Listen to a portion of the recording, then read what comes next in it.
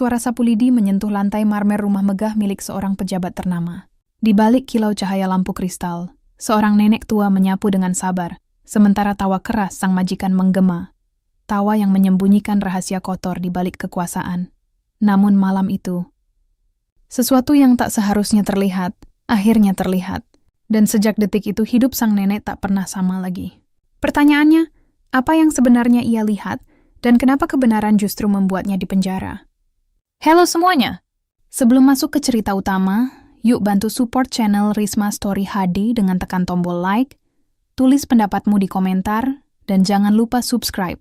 Tonton sampai akhir karena ada sesuatu yang nggak boleh kamu lewatkan. Semoga kalian selalu diberikan kesehatan, umur panjang, dan rezeki yang berlimpah. Kalau kamu setuju, tulis amin di kolom komentar ya. Pagi itu, langit masih berwarna abu tipis. Matahari belum benar-benar muncul, namun suara azan subuh baru saja berhenti bergema di kejauhan. Di sebuah gang sempit di pinggiran kota Bandung, seorang perempuan tua membenahi kerudung lusuhnya. Wajahnya keriput, tangannya gemetar halus, tapi matanya masih menyimpan cahaya ketabahan yang belum padam. Namanya Nenek. Siti sehari-hari ia berjalan kaki menuju rumah besar tempatnya bekerja. Rumah seorang pejabat tinggi negara yang dikenal masyarakat dengan sebutan Pak Arman. Setiap orang di lingkungan itu tahu betapa megahnya rumah sang pejabat, pagar besi menjulang, halaman luas dengan patung air mancur di tengah, dan mobil-mobil mewah berjejer rapi di garasi yang lebih besar dari rumah Nenek Siti sendiri. Langkah kaki Nenek selalu pelan namun pasti. Di tangan kanannya, ia membawa sapu lidi tua yang ujungnya mulai menipis. Sementara di tangan kirinya ada tas kecil berisi bekal nasi dan sambal terasi. Kadang anak-anak di sekitar rumah menatapnya heran. Bagaimana mungkin seseorang setua itu masih bekerja setiap hari? Tapi Nenek Siti hanya tersenyum kecil. Selagi masih bisa jalan, masih bisa nyapu, artinya masih bisa hidup. Begitu katanya setiap kali ada yang bertanya. Rumah Pak Arman berdiri di ujung jalan besar. Setiap kali Nenek tiba di depan pagar, satpam sudah menunggu dengan sikap sopan tapi datar. Pagi, Nek, katanya singkat. Pagi, Nak. Jawab Nenek Siti dengan senyum kecil, lalu berjalan masuk sambil menunduk. Begitu melewati pintu utama, aroma sabun mahal dan wangi bunga dari taman segera memenuhi hidungnya. Nenek meletakkan sapu di sudut, menggulung lengan bajunya, dan mulai bekerja seperti biasa. Menyapu lantai marmer putih yang luasnya seperti aula masjid. Tak ada yang berbicara padanya, kecuali Mbak Wati, asisten muda yang kadang membantu di dapur. Kebanyakan penghuni rumah lebih sibuk dengan urusan masing-masing. Istri Pak Arman hampir tak pernah keluar kamar kecuali untuk pergi arisan. Sementara anak-anaknya berangkat sekolah dengan sopir pribadi. Di antara semua kesunyian itu, hanya suara sapu lidi yang beradu dengan lantai, srek, srek, srek, seperti detak waktu yang terus berjalan tanpa henti. Kadang, saat menyapu halaman belakang, Nenek berhenti sebentar. Ia menatap langit yang biru pucat, menghembuskan napas panjang, lalu tersenyum sendiri. Tuhan masih kasih aku tenaga hari ini, bisiknya lirih. Ia tidak pernah mengeluh, meski lututnya sering nyeri. Tidak pernah menuntut gaji lebih, meski upahnya tidak cukup untuk memperbaiki atap rumahnya yang bocor. Bagi Nenek Siti, bekerja dengan jujur adalah satu-satunya kebanggaan yang tersisa di usia tuanya. Setelah pekerjaan di dalam rumah selesai, Nenek melanjutkan ke taman depan. Rumput dipangkas rapi, daun kering dikumpulkan. Terkadang ia mendengar tawa Pak Arman dari ruang tamu, berbicara lewat telepon dengan suara lantang. Entah dengan siapa, tapi suaranya selalu terdengar sombong. Seperti orang yang yakin dunia ada di tangannya. Pagi menjelang siang, matahari mulai tinggi menembus dedaunan mangga di halaman rumah. Keringat menetes di dahi Nenek, namun ia tak berhenti. Saat membersihkan teras, seorang tamu datang dengan mobil hitam berpelat dinas. Nenek menepi menunduk sopan. Dari kaca mobil yang terbuka sedikit, terdengar percakapan singkat. Sudah cair? Pak. Tinggal tanda tangan saja. Pak Arman menjawab cepat. Bagus, nanti malam kita bicarakan sisanya. Lalu mereka tertawa kecil. Nenek tak mengerti sepenuhnya, tapi ia merasakan sesuatu yang aneh di balik nada suara itu. Seperti ada rahasia yang tidak seharusnya didengar oleh orang seperti dirinya. Ia menunduk lebih dalam, berpura-pura sibuk menyapu, tapi pikirannya mulai berputar. Mungkin cuma urusan kantor, katanya dalam hati, mencoba mengusir rasa penasaran. Menjelang sore, Nenek duduk di sudut dapur kecil untuk makan bekalnya. Nasi dingin, sambal terasi, dan tempe goreng. Ia makan perlahan, menikmati setiap suapan seperti nikmat yang mahal. Kadang ia mendengar suara musik dari ruang tengah, kadang tawa anak muda dari lantai atas. Dunia rumah besar itu berjalan megah dan cepat, sementara dunianya sendiri berjalan pelan dan sunyi. Ketika senja datang, langit berwarna oranye keemasan. Nenek merapikan semua alat kebersihan, menaruh sapunya di tempat biasa, di dekat pintu belakang, di mana angin sore selalu lewat membawa bau bunga Kamboja. Ia berdiri sejenak, menatap rumah besar itu. Dalam hatinya ada rasa campur antara syukur dan getir. Syukur karena masih diberi pekerjaan. Getir karena tahu, meski ia setiap hari membersihkan rumah itu, ia tak akan pernah benar-benar menjadi bagian dari rumah itu. Saat hendak pulang, Mbak Wati sempat menahan langkahnya. "Nek, besok tolong jangan masuk dulu ke ruang kerja Pak Arman ya. Katanya lagi banyak berkas penting di sana." Nenek mengangguk pelan. "Baik, Mbak. Nenek paham." Ia tak berpikir macam-macam, hanya merasa lega bisa pulang lebih cepat besok. Malam tiba. Jalanan sepi. Lampu-lampu kota berkelip samar. Nenek berjalan pulang melewati gang sempit yang hanya muat satu orang. Di tangannya, sapu lidi tua itu kembali dibawa, seperti teman setia yang menemaninya dari pagi hingga malam. Di rumah kecilnya, ia menyalakan lampu minyak, lalu duduk di kursi kayu yang sudah retak. Ia menatap sapunya dan tersenyum kecil. "Kita masih bisa kerja ya," gumamnya lembut. "Selama tangan ini kuat, kita nggak akan nyusahin siapa-siapa." Di luar, suara jangkrik mulai terdengar. Angin malam berhembus membawa hawa dingin, tapi hati Nenek Siti hangat. Ia berbaring di tikar tua, memejamkan mata, dan berdoa dalam hati, agar esok hari tetap diberi kekuatan untuk kembali menyapu dunia kecilnya. Ia tidak tahu bahwa esok, langkahnya akan membawanya ke dalam rahasia besar yang akan mengubah hidupnya selamanya. Pagi datang dengan langit yang sedikit mendung. Hujan semalam membuat jalanan di depan rumah Pak Arman licin dan berbau tanah basah. Nenek Siti tiba sedikit lebih awal dari biasanya. Tas kecilnya agak basah, tapi ia tetap tersenyum seperti biasa ketika menyapa satpam di depan gerbang. "Pagi, Nak," ucapnya lembut. "Pagi, Nek. Hati-hati, lantai licin," jawab satpam sambil membuka pagar. Begitu masuk, aroma bunga dari taman masih terasa segar, namun udara di dalam rumah seperti menahan sesuatu yang berat. Suasana pagi itu tidak seperti biasanya. Suara langkah cepat, nada bicara keras dari lantai atas, dan dering telepon yang tidak berhenti terdengar membuat hati Nenek Siti terasa aneh.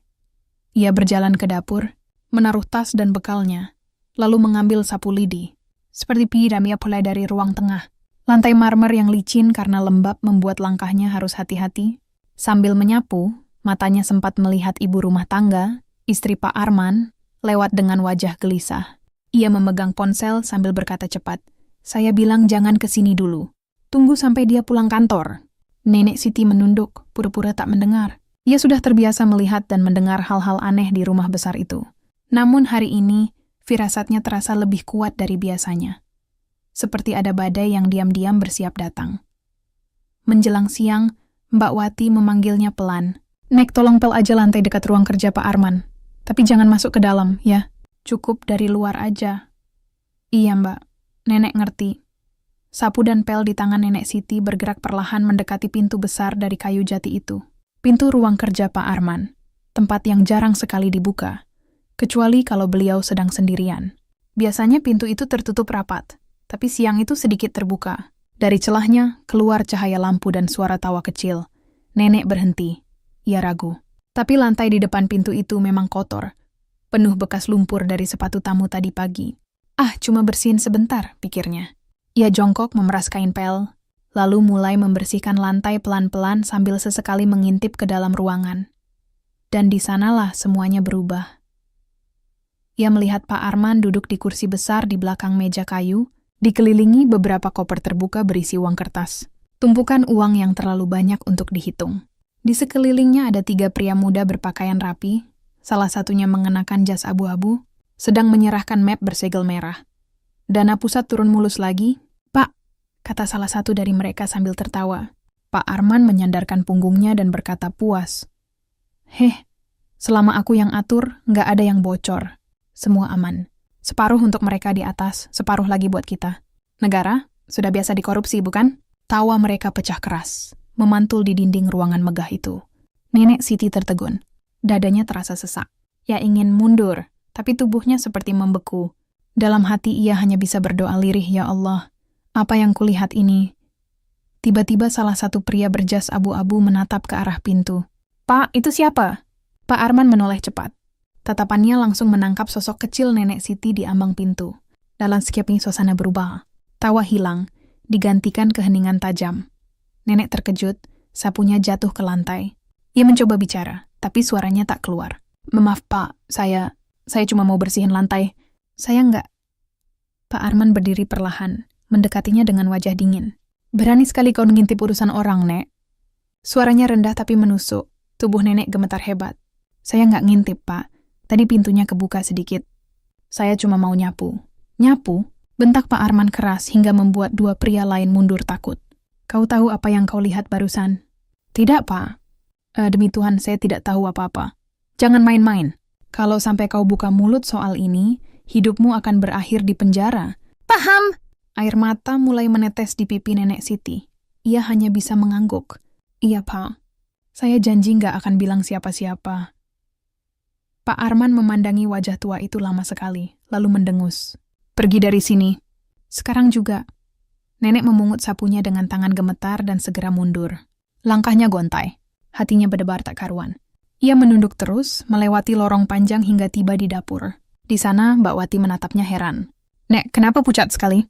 Nenek hanya menggeleng. "Enggak apa-apa, Mbak. Nenek cuma capek." Namun sepanjang sore, tangannya tak berhenti gemetar.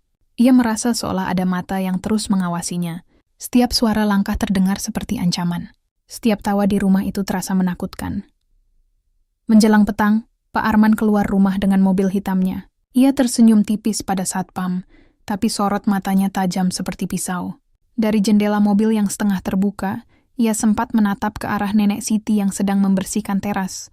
Tatapan itu cukup untuk membuat darahnya berdesir. Malam itu, di rumah kecilnya, Nenek Siti tak bisa tidur. Ia duduk di kursi bambu sambil memandangi sapu lidinya.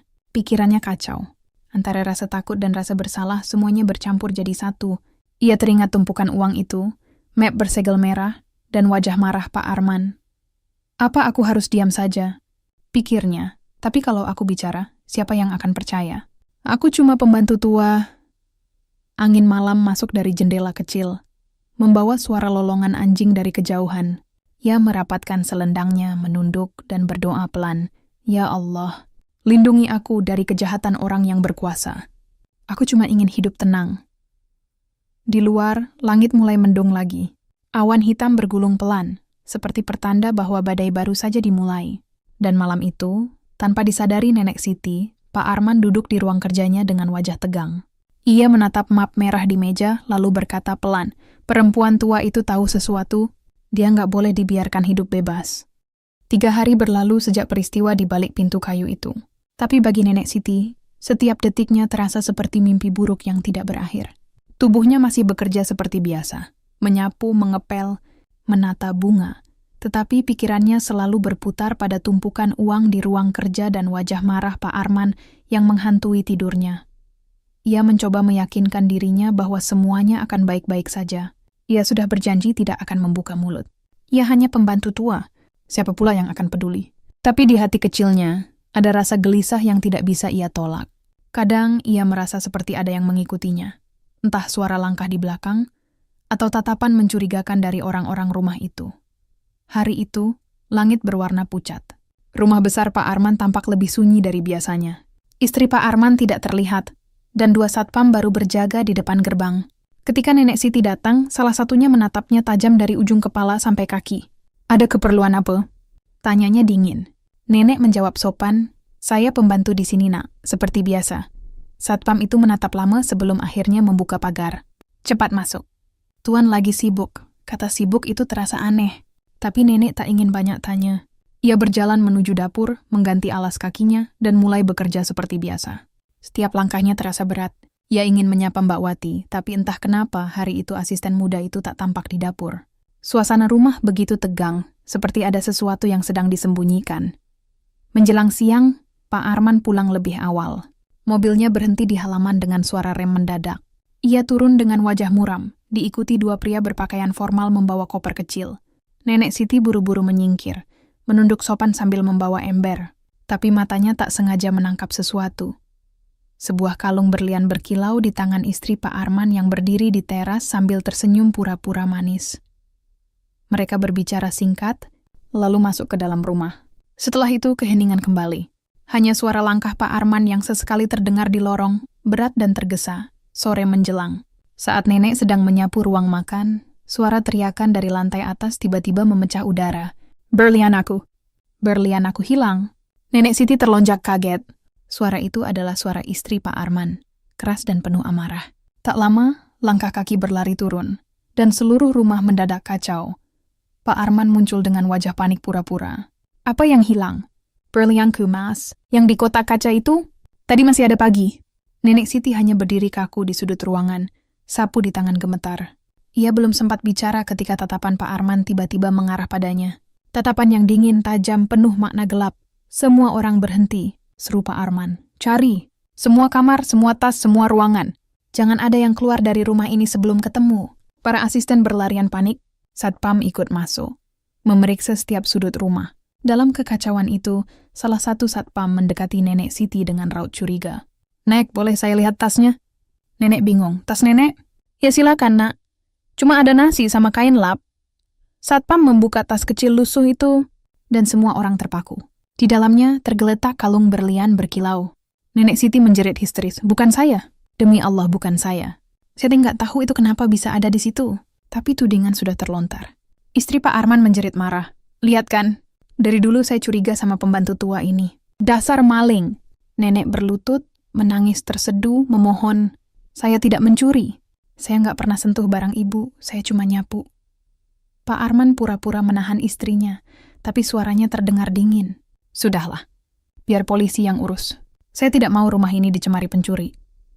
Beberapa menit kemudian, mobil patroli datang. Tetangga mulai berkerumun di depan pagar berbisik-bisik. Kasihan, tapi ya siapa tahu benar. Polisi membawa Nenek Siti keluar dengan tangan gemetar. Borgol terasa dingin di pergelangan tangannya.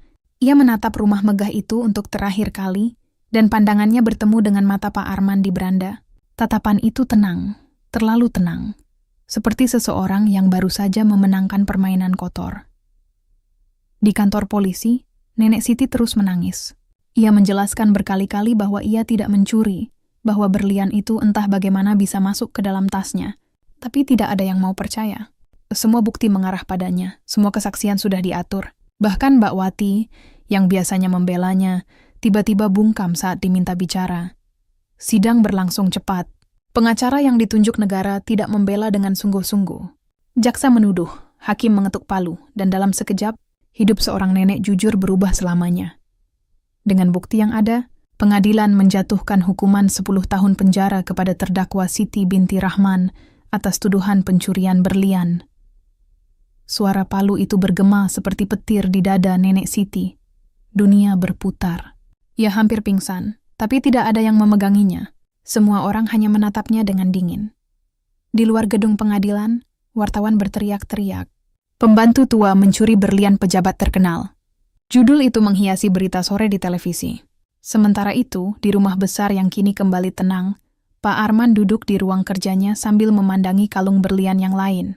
Berlian asli, yang disimpannya di laci meja. Yang hilang hanyalah berlian palsu. Ia tersenyum tipis, meneguk kopi, lalu berkata pelan, permainan baru saja dimulai, malam turun perlahan. Di dalam sel sempit berbau lembab, Nenek Siti menatap langit yang hanya terlihat sedikit dari jendela kecil di atas kepala. Air matanya sudah kering. Dalam keheningan itu, ia hanya bisa berdoa, berharap Tuhan tidak meninggalkannya. Karena hanya Tuhan yang tahu, kebenaran belum mati, hanya sedang menunggu waktu untuk bangkit. Suara logam beradu keras ketika pintu sel ditutup. Brak! Gema itu mengguncang dada Nenek Siti yang berdiri kaku di tengah ruangan sempit berbau lembab. Dinding kusam, lantai dingin, dan kasur tipis di pojok yang sudah sobek-sobek. Itulah tempat barunya, penjara wanita di pinggiran kota. Tubuhnya menggigil, bukan karena dingin, tapi karena tak percaya. Ia, seorang pembantu tua yang tak pernah mengambil sebutir beras milik orang lain, kini disebut pencuri berlian. Dunia seakan terbalik. Nenek Siti duduk pelan di tepi kasur memeluk lututnya. Ia menatap jeruji besi di depan mata, dan rasa sesak langsung menyeruak di dada. Malam pertama itu terasa begitu panjang. Suara teriakan para tahanan, langkah sipir, dan suara jangkrik di luar bergantian menusuk telinganya. Di sudut, seorang perempuan muda dengan tato di lengannya menatap nenek dengan iba. "Nenek baru masuk ya?" Suaranya serak tapi ramah. "Iya, Nak. Kasus apa?" Nenek menarik napas berat. "Dibilang nyuri berlian, padahal bukan aku." Perempuan itu tertawa kecil, bukan mengejek tapi pahit. "Hampir semua yang di sini bilang begitu, Nek. Tapi nggak apa. Di sini kita semua belajar sabar. Malam terus berjalan." Nenek akhirnya berbaring, menatap langit-langit yang gelap. Ia berdoa lirih, memohon agar diberi kekuatan.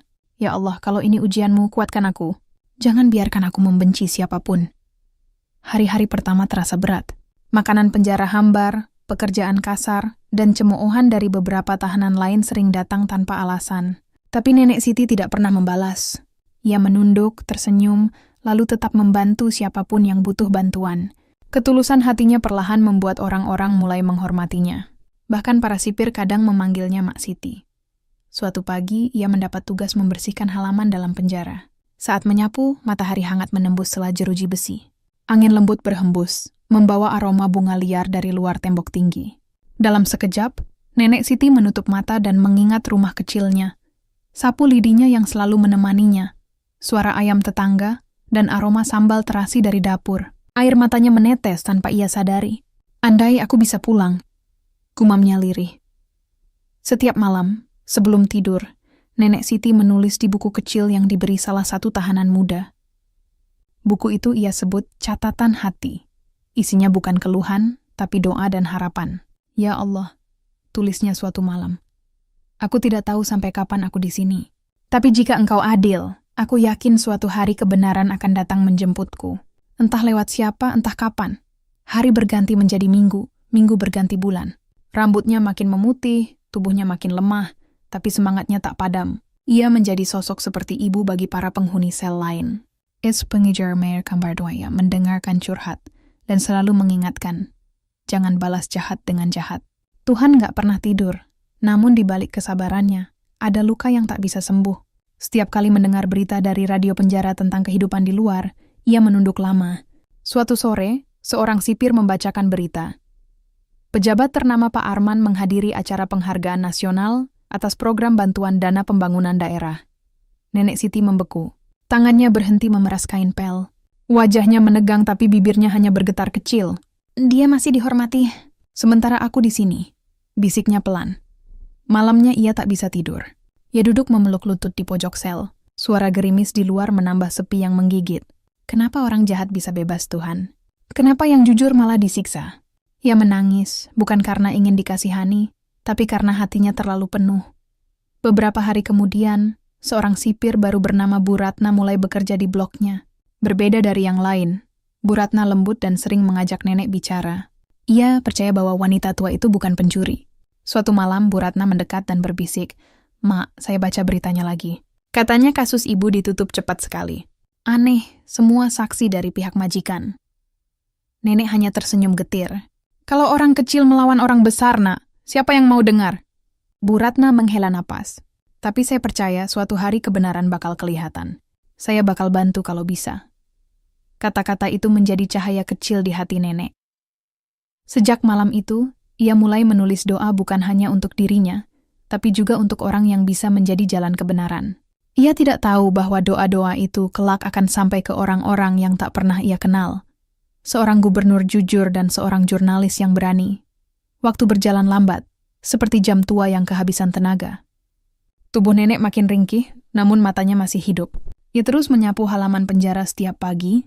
Sola sapu di tangannya bukan hanya alat kebersihan, tapi bagian dari dirinya, simbol kecil dari kesetiaan pada kebenaran. Suatu pagi, ketika matahari baru muncul di balik dinding jeruji, seekor burung kecil hinggap di pagar besi. Warnanya abu keprakan, matanya tajam. Nenek tersenyum melihatnya. "Burung bebas. Sementara aku di sini," katanya pelan, "tapi nggak apa-apa. Tuhan tahu kapan waktunya aku terbang lagi." Ia menatap langit, memejamkan mata, dan berbisik. "Selama aku masih bisa berdoa, aku belum kalah." Pagi itu udara di Bandung terasa sejuk. Di halaman kantor gubernur, suara burung bercampur dengan gemericik air mancur yang menenangkan. Gubernur Jawa Barat, Kang Dedi, baru saja tiba dari kunjungan kerja. Seorang staf menghampirinya sambil membawa koran harian nasional. "Pak, ini berita pagi." Ada liputan soal penghargaan pejabat pusat kemarin. Kang Dedi menatap sekilas halaman depan koran itu, lalu alisnya mengerut.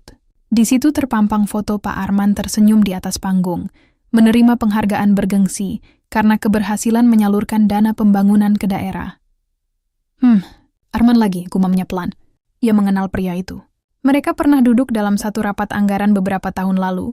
Waktu itu Kang Dedi sudah merasa ada yang janggal.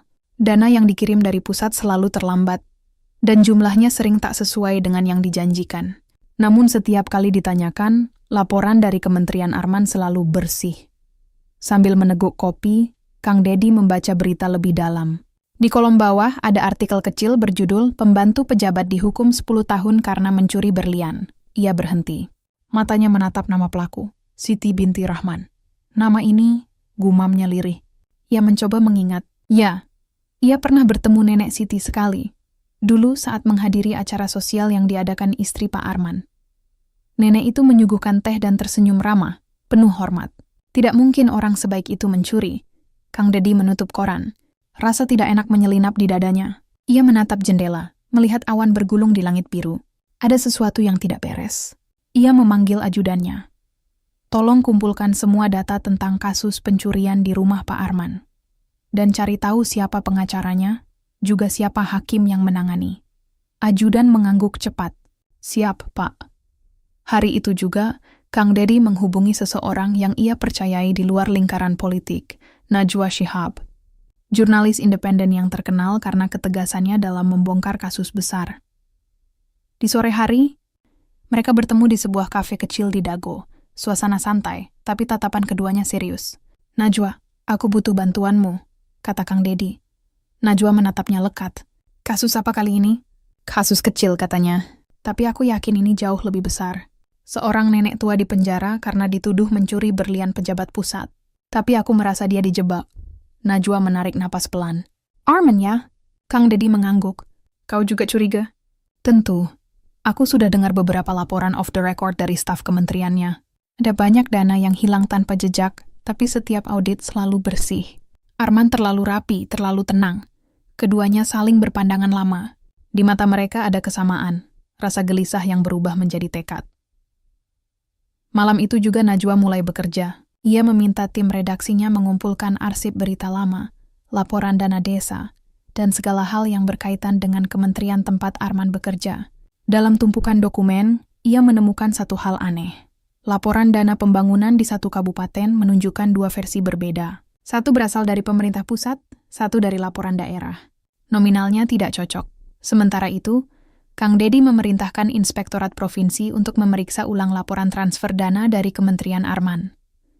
Dalam waktu 2 hari, hasil awal menunjukkan kejanggalan besar. Jumlah dana yang seharusnya diterima daerah jauh lebih kecil dari yang dikirim pusat, sebagian menguap di tengah jalan, kata Kepala Inspektorat. Dan yang di tengah jalan itu siapa? Tanya Kang Dedi tajam. Belum bisa dipastikan, Pak.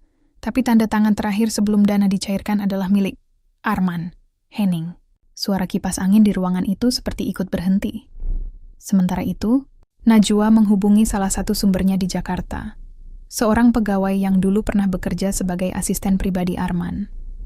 Lewat pertemuan rahasia di parkiran gedung tua, pegawai itu memberi sebuah petunjuk penting. Bu Najwa, saya nggak bisa lama. Tapi saya tahu, waktu pembantu itu dituduh mencuri, Pak Arman menyuruh kami semua diam. Dia ancam kami. Katanya kalau buka mulut, kami akan ikut dituduh. Najwa menatap tajam. Kau yakin? Pegawai itu mengangguk gemetar.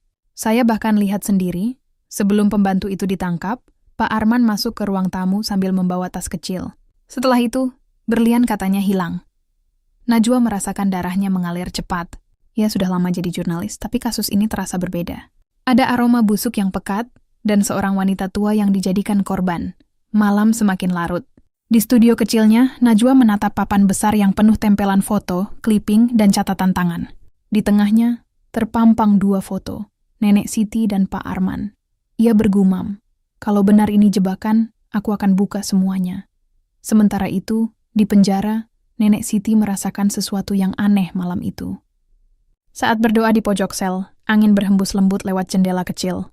Entah kenapa ia merasa lebih tenang, seolah alam berbisik. Waktumu untuk didengar sudah dekat. Di luar sana, Dua orang yang tidak ia kenal.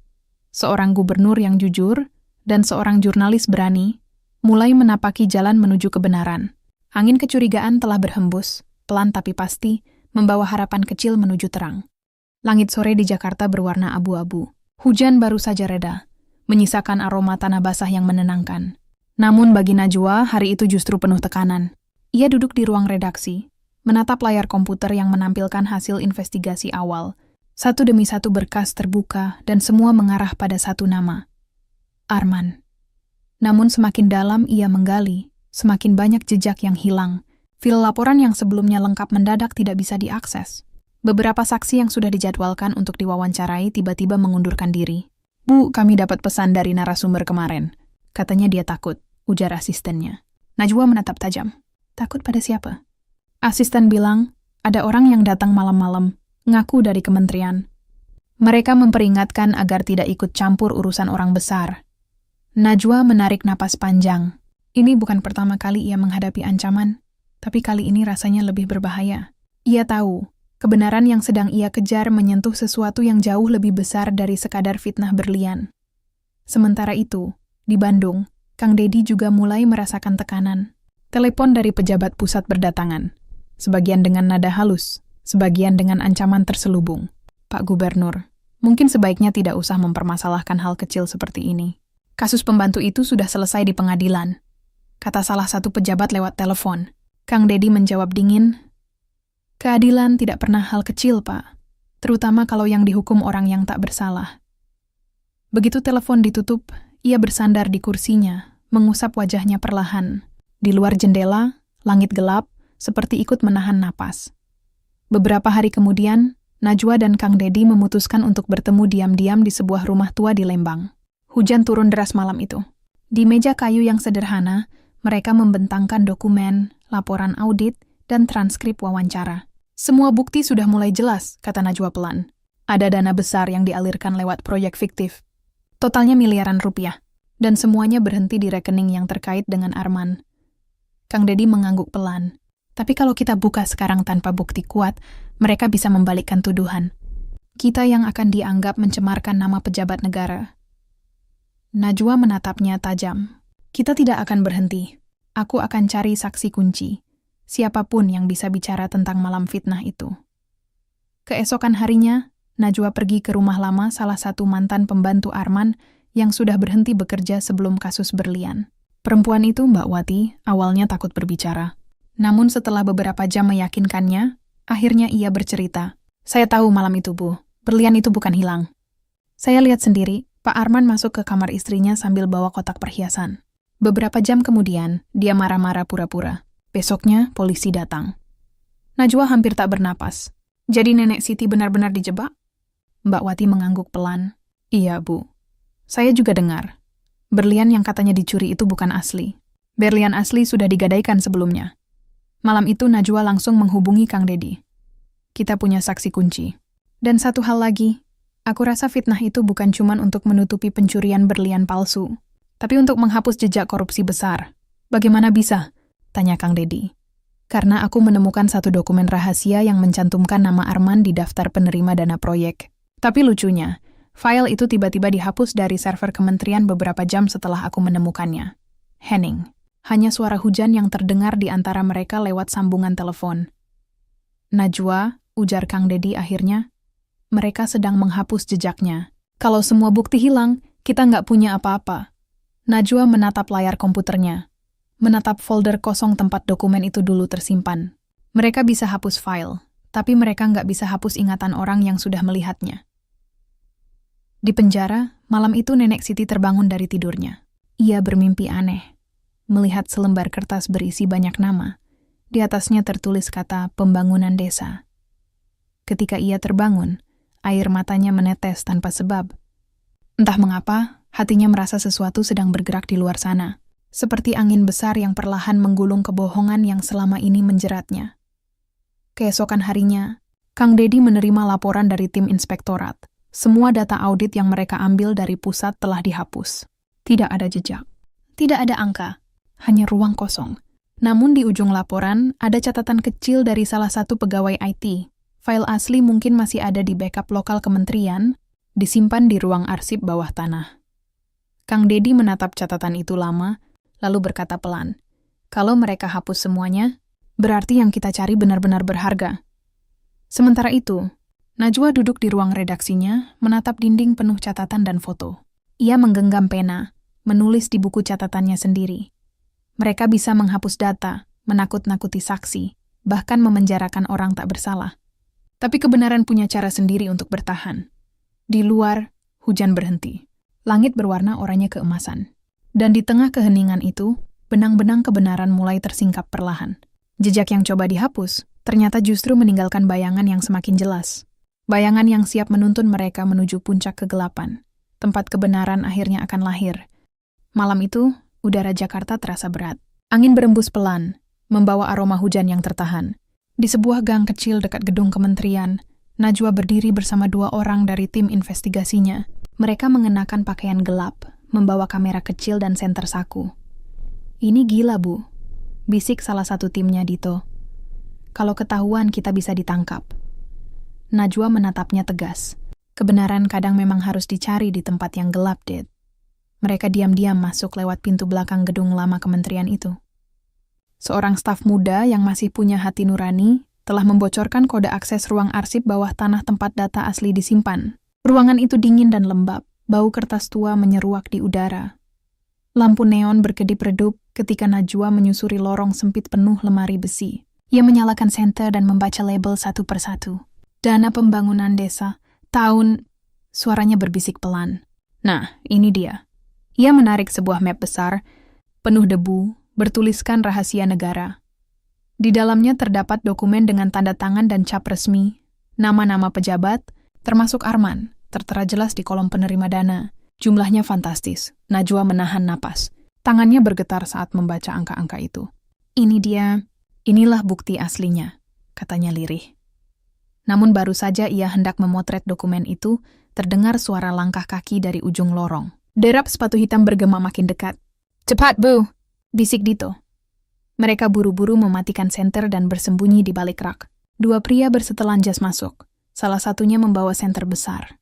"Pastikan semua berkas ini dikunci ulang. Besok akan dipindahkan," kata salah satu dengan nada tegas. Najwa menahan napas sekuat tenaga. Hanya selangkah lagi mereka bisa ketahuan. Untunglah setelah beberapa menit yang terasa seperti jam, kedua pria itu pergi. Begitu suasana tenang, Najwa memotret cepat seluruh dokumen, lalu keluar lewat pintu darurat. Hujan turun deras saat mereka berhasil mencapai mobil. Nafas Najwa tersengal, tapi matanya berbinar. "Kita berhasil," ucapnya dengan suara bergetar. "Sekarang dunia akan tahu siapa Arman sebenarnya." Sementara itu, di Bandung, Kang Dedi menerima panggilan dari Najwa dini hari itu. Suaranya terdengar tegas tapi bersemangat. "Dedi, aku punya bukti. Dokumen asli lengkap dengan tanda tangan. Ini bukan hanya korupsi pribadi, ini jaringan besar." Kang Dedi terdiam beberapa saat. "Kalau begitu besok kita umumkan bersama." Tapi hati-hati Najwa. Mereka tidak akan tinggal diam. Dan benar saja. Pagi itu berita mengejutkan beredar cepat.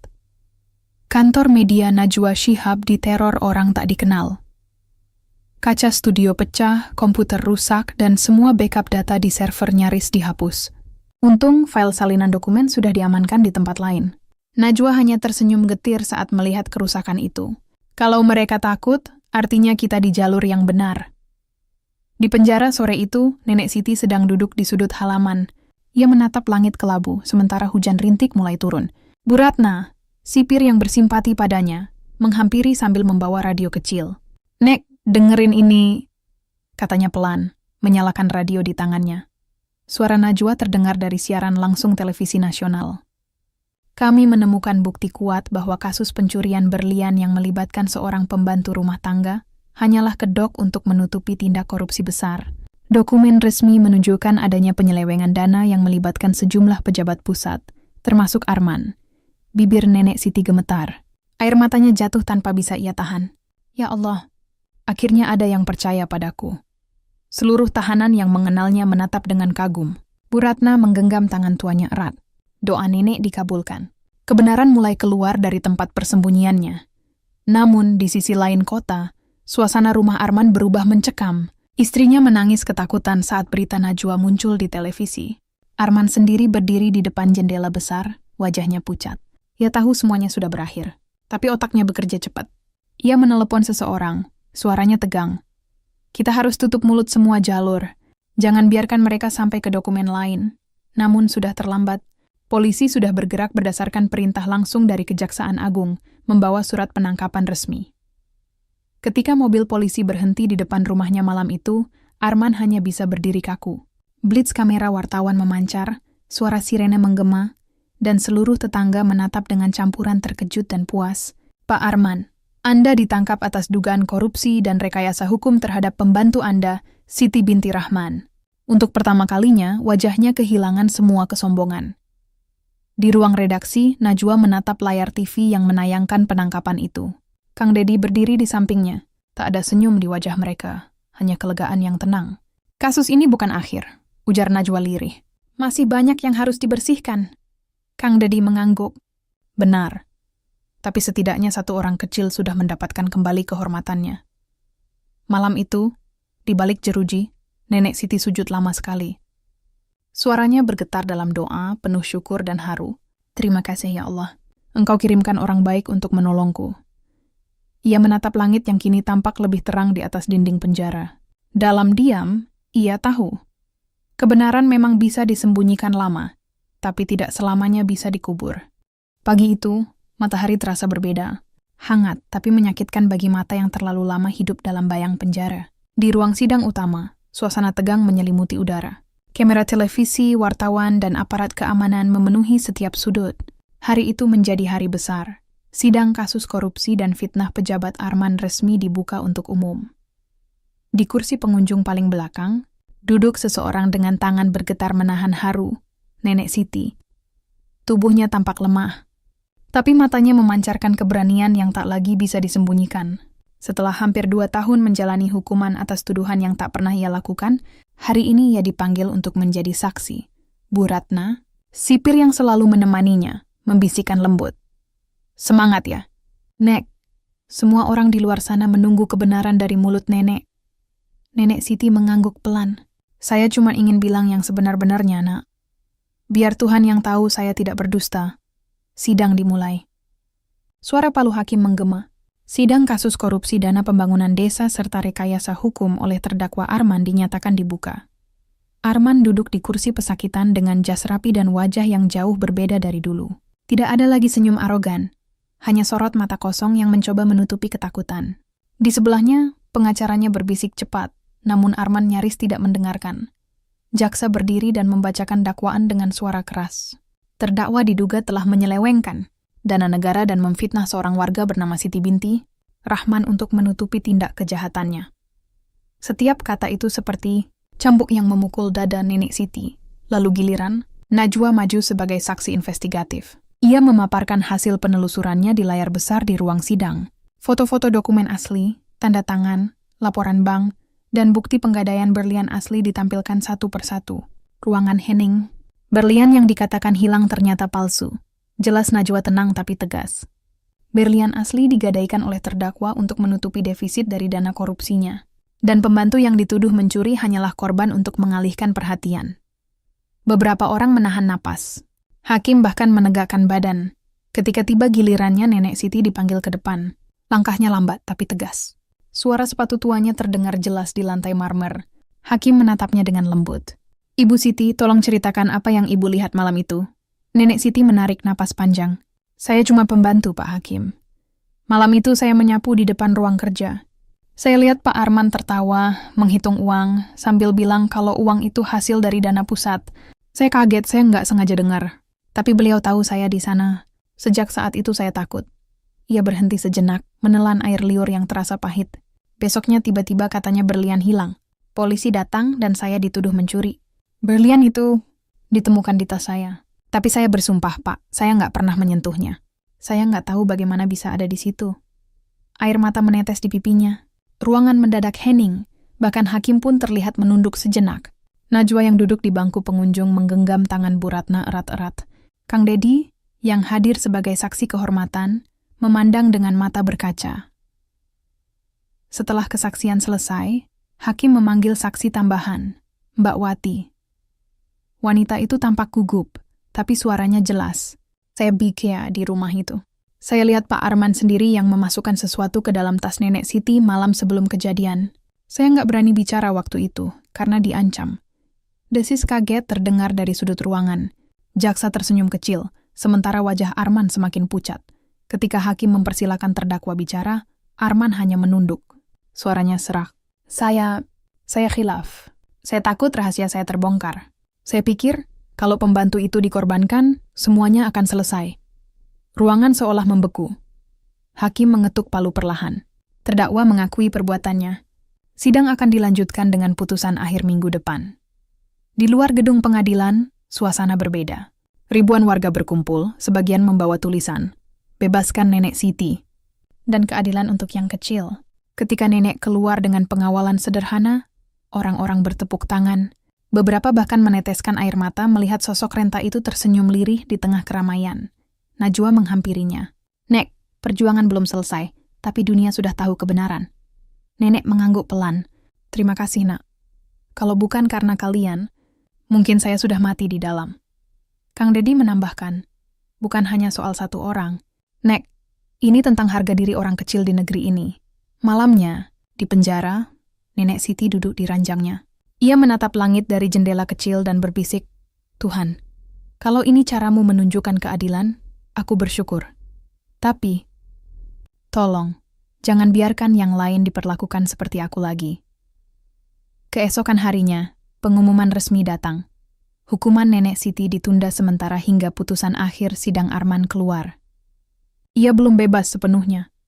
Tapi untuk pertama kalinya dalam 2 tahun, ada cahaya harapan yang nyata di ujung terowongan gelap itu. Ia tersenyum kecil, menatap sapu lidi yang kini menjadi temannya di sel. "Sebentar lagi, mungkin aku bisa menyapu halaman rumahku sendiri lagi," katanya pelan. Hari itu langit Jakarta tampak cerah, seolah alam tahu bahwa sebuah babak besar akan berakhir. Di depan gedung pengadilan negeri, ratusan warga telah berkumpul sejak pagi. Mereka membawa spanduk bertuliskan, "Keadilan untuk Nenek Siti," dan "Tangkap semua pelaku korupsi." Di dalam gedung, ruang sidang sudah penuh sesak. Kamera televisi berderet di belakang. Wartawan menyiapkan catatan, dan para pengunjung menahan napas menunggu keputusan akhir. Di kursi pesakitan, Arman duduk dengan wajah pasi. Jas hitamnya tampak kusut, matanya sayu. Bukan lagi pejabat sombong yang dulu dikenal banyak orang. Sementara itu, di sisi lain ruangan, Nenek Siti duduk dengan mengenakan kebaya sederhana warna abu-abu. Tangannya gemetar, tapi matanya menatap lurus ke depan. Di sebelahnya duduk Najwa Shihab dan Kang Dedi, 2 orang yang telah menjadi cahaya dalam kegelapan hidupnya. Suara hakim memecah keheningan. Sidang perkara tindak pidana korupsi dan rekayasa hukum atas nama terdakwa Arman akan segera kami bacakan putusannya. Semua mata tertuju ke meja hakim. Hakim utama, seorang pria parubaya dengan wajah tenang, membaca dengan suara berat namun tegas. Setelah mempertimbangkan seluruh bukti, kesaksian, serta pengakuan terdakwa, maka majelis hakim memutuskan. Terdakwa Arman dinyatakan bersalah atas tindak pidana korupsi dana pembangunan desa, serta melakukan rekayasa hukum terhadap saksi korban, Siti binti Rahman. Ruangan langsung bergemuruh, tapi hakim melanjutkan. Atas perbuatannya, terdakwa dijatuhi hukuman 20 tahun penjara, pencabutan hak politik seumur hidup, dan penyitaan seluruh aset yang diperoleh dari hasil korupsi. Tepuk tangan membahana di ruang sidang. Najwa menghela napas lega, sementara Kang Dedi menunduk, bersyukur dalam diam, namun hakim belum selesai. Ia menatap ke arah Nenek Siti dengan pandangan lembut. Majelis hakim juga memutuskan untuk mencabut seluruh dakwaan terhadap Siti binti Rahman. Dengan demikian, beliau dibebaskan sepenuhnya dari segala tuduhan dan dipulihkan kehormatannya di mata hukum. Nenek Siti menutup mulutnya. Air matanya jatuh tanpa bisa ditahan. Ia memegangi dadanya, suaranya bergetar. "Ya Allah, akhirnya engkau buka semuanya?" Najwa segera memeluknya. "Nenek bebas," katanya lirih menahan haru. Kang Dedi berdiri dan menyalami hakim dengan hormat. "Terima kasih Yang Mulia. Keadilan hari ini bukan hanya untuk satu orang, tapi untuk semua rakyat kecil yang pernah diperlakukan tidak adil." Beberapa jam kemudian, halaman pengadilan dipenuhi wartawan. Lampu kamera berkedip, Mikrofon diarahkan ke wajah Nenek Siti yang baru saja melangkah keluar dari gedung. Tubuhnya tampak rapuh, tapi senyumnya begitu kuat. Salah satu reporter bertanya, "Nenek, apa yang Nenek rasakan setelah semua ini berakhir?" Nenek Siti menatap kamera dan menjawab pelan tapi pasti, "Saya cuma pembantu. Saya nggak tahu banyak soal dunia orang besar. Tapi saya tahu satu hal, kalau kita jujur, Tuhan nggak akan tinggal diam." Kata-katanya membuat suasana hening sesaat. Najwa berdiri di sampingnya, menatap dengan bangga. Kang Dedi menepuk bahu nenek itu pelan, memberi dukungan tanpa banyak bicara. Malam harinya di kantor Gubernur Jawa Barat, Kang Dedi menggelar konferensi pers bersama Najwa. Di hadapan awak media, mereka memaparkan hasil penyelidikan lanjutan. Korupsi yang dilakukan Arman hanyalah satu bagian dari jaringan lebih besar. Nama-nama pejabat lain disebutkan, dan beberapa di antaranya sudah mulai diselidiki oleh Komisi Pemberantasan Korupsi. "Kasus ini bukan akhir," kata Kang Dedi tegas. "Kita harus belajar dari keberanian seorang nenek tua yang tidak punya apa-apa, tapi tidak menyerah melawan kebohongan." Najwa menambahkan, keadilan tidak akan lahir dari kekuasaan, tapi dari kebenaran. Dan hari ini, kebenaran itu menang. Berita kemenangan Nenek Siti menyebar cepat ke seluruh negeri. Di media sosial, ribuan orang menulis pesan dukungan. "Terima kasih, Nenek Siti, engkau mengingatkan kami arti jujur." Malam itu, di rumah kecil peninggalan suaminya yang lama ditinggalkan, Nenek Siti akhirnya pulang. Rumah itu sederhana, dindingnya dari papan, atapnya bocor di beberapa bagian, tapi baginya tempat itu adalah surga. Bu Ratna mengantarnya sampai depan. "Nek, kalau butuh apa-apa, kabari ya. Kami semua di penjara senang sekali waktu dengar Nenek bebas." Nenek tersenyum, memeluknya erat. "Terima kasih, Nak. Semua ini bukan karena saya kuat, tapi karena Tuhan kasih saya orang-orang baik." Setelah Bu Ratna pergi, Nenek berdiri di teras kecilnya. Malam tenang. Suara jangkrik dan angin membuatnya tersenyum. Ia mengambil sapu lidi usang, yang dulu selalu ia bawa kemana-mana. Pelan-pelan, ia mulai menyapu halaman rumahnya sendiri, sambil berbisik, "Sekarang aku nyapu bukan karena disuruh, tapi karena aku mau membersihkan sisa-sisa gelap di hidupku." Air matanya mengalir lagi, tapi kali ini bukan air mata kesedihan. Itu adalah air mata kebebasan. Beberapa hari kemudian, Najwa datang berkunjung bersama Kang Dedi. Mereka membawa bingkisan kecil dan surat resmi. "Nek," kata Kang Dedi sambil tersenyum hangat, "pemerintah provinsi ingin memberikan penghargaan kepada Nenek atas keberanian Nenek melawan ketidakadilan." Najwa menambahkan, "Dan redaksi kami ingin menulis kisah hidup Nenek supaya seluruh Indonesia tahu bahwa seorang pembantu bisa mengubah negeri." Nenek tertawa kecil, menutupi mulutnya. "Ah, saya ini siapa, Nak? Saya cuma nyapu." Najwa membalas senyumnya. Justru dari tangan yang nyapu, itulah debu kebohongan bisa disapu bersih. Ketiganya tertawa bersama di bawah langit sore yang mulai jingga. Di wajah Nenek Siti tersimpan kedamaian yang tak pernah ia miliki selama ini. Dunia akhirnya tahu. Kebenaran mungkin tertunda, tapi tidak akan pernah kalah. Pagi itu di kampung kecil tempat Nenek Siti tinggal, udara terasa segar. Kabut tipis menyelimuti sawah, ayam berkokok dari kejauhan, dan matahari perlahan naik dari balik bukit. Di halaman rumah kayu sederhana itu, Nenek Siti duduk di kursi bambu sambil menyeruput teh hangat. Wajahnya tampak lebih tenang dari sebelumnya. Garis-garis tua di wajahnya kini tidak lagi menggambarkan penderitaan, melainkan ketabahan yang indah. Sudah beberapa bulan sejak vonis itu dibacakan, nama Nenek Siti kini dikenal hampir di seluruh Indonesia. Surat-surat datang setiap minggu, dari mahasiswa, ibu rumah tangga, hingga anak sekolah yang menulis, "Nenek Siti, kami bangga pada Nenek." Najwa masih sering berkunjung, begitu juga Kang Dedi. Mereka menjadi sahabat baru yang menganggap Nenek seperti orang tua sendiri. Namun, bagi Nenek, semua pujian itu bukanlah kebanggaan, melainkan ujian baru. Ia sering berkata pada tetangganya, "Kalau hati kita mulai bangga karena dipuji, itu artinya kita lupa siapa yang menolong kita dulu." Suatu hari, Najwa datang membawa kabar. "Nek, kami dari redaksi sudah sepakat. Kisah Nenek akan dijadikan buku dan film dokumenter. Hasilnya akan disumbangkan untuk beasiswa anak-anak desa." Nenek tersenyum haru.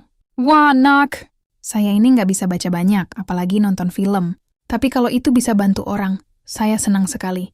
Najwa menatapnya lembut.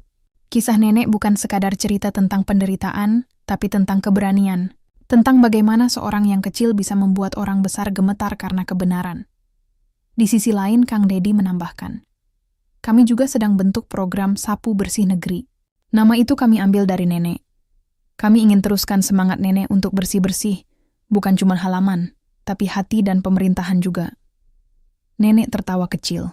Hahaha, bagus itu nak.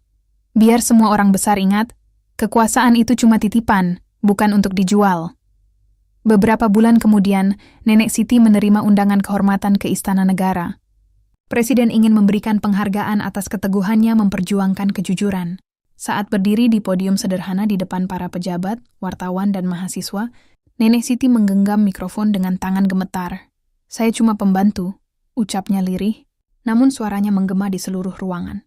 Saya nggak ngerti hukum, nggak ngerti politik, tapi saya tahu bedanya benar dan salah. Kalau saya diam waktu itu, mungkin saya hidup tenang, tapi hati saya nggak akan pernah damai.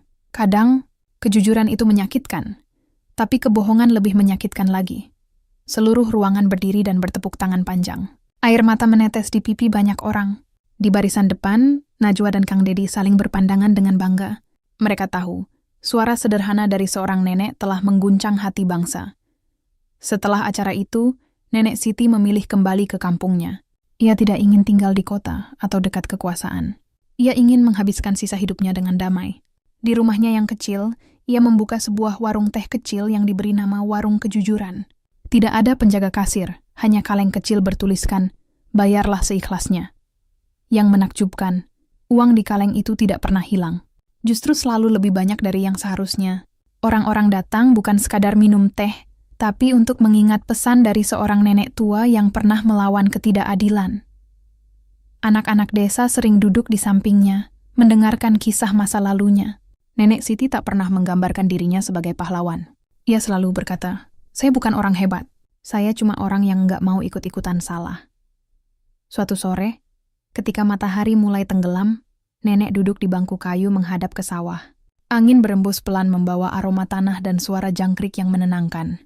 Ia menatap sapu lidi tua di sudut rumah, sapu yang dulu ia bawa ke rumah pejabat, sapu yang menjadi saksi hidup perjuangannya. Dengan senyum damai, ia berkata pelan, sapu ini dulu buat bersihin lantai orang kaya. Sekarang, biar dia bersihin halaman rumahku sendiri. Najwa pernah berkata padanya, Nenek, tahu nggak? Kebenaran yang nenek perjuangkan itu seperti sapu juga. Pelan, tapi pasti, membersihkan semua kotoran. Dan nenek hanya menjawab dengan tawa kecil. Haha, kalau begitu, semoga sapu ini nggak pernah patah. Tahun-tahun berlalu, di setiap sekolah di Jawa Barat, nama Nenek Siti menjadi simbol kejujuran. Anak-anak belajar kisahnya sebagai bagian dari pelajaran moral dan etika. Di pojok banyak ruang kelas, terpampang kalimat sederhana yang ia ucapkan di pengadilan dulu. Kalau kita jujur, Tuhan nggak akan tinggal diam. Suatu pagi, warga menemukan Nenek Siti tertidur di kursinya. Senyum masih menghiasi wajahnya. Di pangkuannya ada sapu lidi dan secangkir teh yang sudah dingin. Ia telah pergi dengan damai, meninggalkan dunia yang akhirnya belajar dari kesederhanaannya. Di hari pemakamannya, ribuan orang datang. Dari pejabat, wartawan, hingga rakyat biasa. Najwa membacakan sepucuk surat yang pernah ditulis nenek sebelum meninggal. Kalau saya sudah nggak ada, jangan sedih. Teruskan saja nyapu hati dan pikiran kalian. Dunia ini kotor bukan karena banyak orang jahat, tapi karena banyak orang baik yang diam. Langit sore itu berubah oranye keemasan. Angin berembus pelan, membawa harum bunga melati dari nisan kecil bertuliskan, Siti binti Rahman, penjaga kejujuran. Dan begitu, kisah seorang nenek pembantu rumah tangga menjadi legenda. Ia tak meninggalkan harta, tak punya jabatan, tapi meninggalkan sesuatu yang jauh lebih besar, warisan kejujuran.